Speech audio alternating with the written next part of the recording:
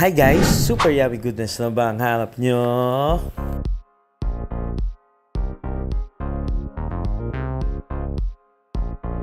Yan! Samahan nyo ako guys dito sa may Lex Roasted Chicken tsaka Luchi Siomai House. Dito lang yan sa Den Ice guys! Food stall.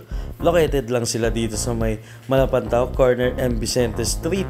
Sa tapat lang sila ng construction ni Anchoho guys. Ayan o, kitang-kita nyo. Tara, samahan nyo ako. Yung nakadilaw nga pala guys, siya yung mismong owner. Mamaya marinig nyo yung kwento niya paano siya nagkaroon ng business guys. Kaya tara, pasok tayo. Samahan niyo ako guys. Ayan, aircon, fully aircon. Nakita nyo yung isang Lex Roasted Chicken na concept.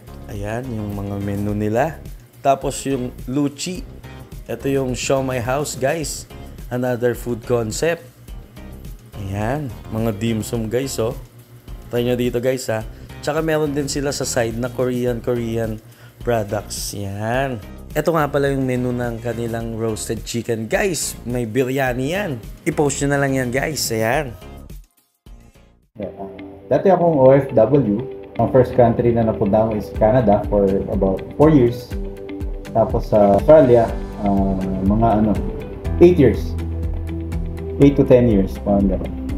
Tapos mahirap kasi malayo sa pamilya. So ang ginawa ko, yung mga last 2 or 3 years ko, inipon ko at tag-plan na ako na mag-business na lang. So ito yung naisip kong business, mag-franchise ng Lex Roasted Chicken at saka Luchi Siomai House.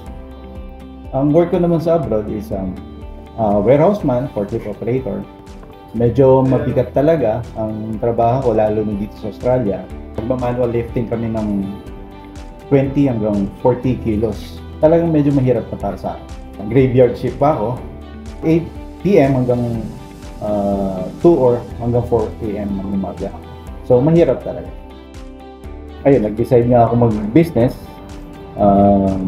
kasi iba pa rin pag nasa Pilipinas ka, kasama mo yung pamilya mo. At the same time, masarap talaga mamuhay sa Pilipinas. So ayan, narinig natin si Bossing. So inspiring. Kaya ano pang hinihintay nyo? Try nyo na dito sa Den Ice kasi ako tatry ko na rin. Kaya panoorin nyo ang aking food review guys. Ano pang hinihintay nyo? Tara na, let's go! Ayan guys, dito tayo sa Den Ice food stall. Dito lang yan sa may M. Vicente, corner, Malapantao guys. Meron sila ditong chicken biryani tsaka mga dim sum guys. Try natin to ha. Ito yung mega siomai nila guys. Grabe, laki ha. Tikman natin guys ha.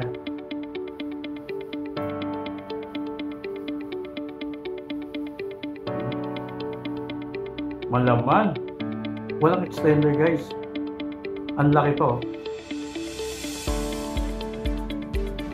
Meron din sila ditong kutsay guys ha. Ang laman eh. Tignan natin ha.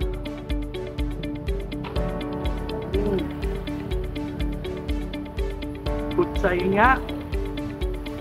Mahilig ba kayo sa Chinese food? Ano dito kay Luchi? Dito lang sa Den Ice. Guys, itong Lex Roasted Chicken guys oh. Half pa lang yan. 175. Meron na yung biryani rice na kasama guys. Ayan oh. Tapos may garlic mayo pa yan.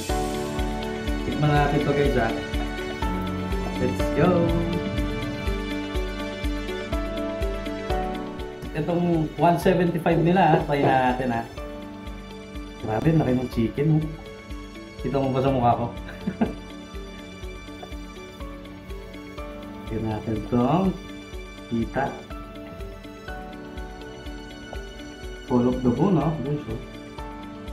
Chicken biryani. Let's go.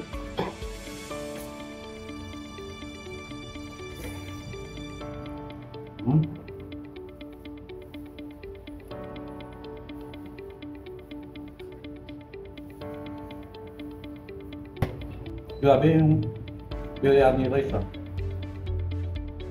Sabi nga kanina, authentic talaga eh. Kasi pati yung mismo gamit na rice,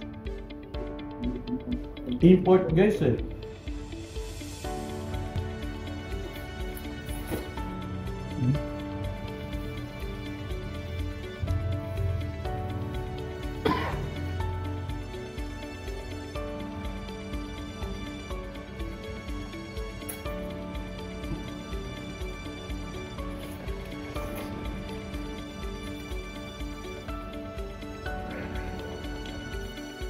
ayun, nag-decide nga ako mag-business.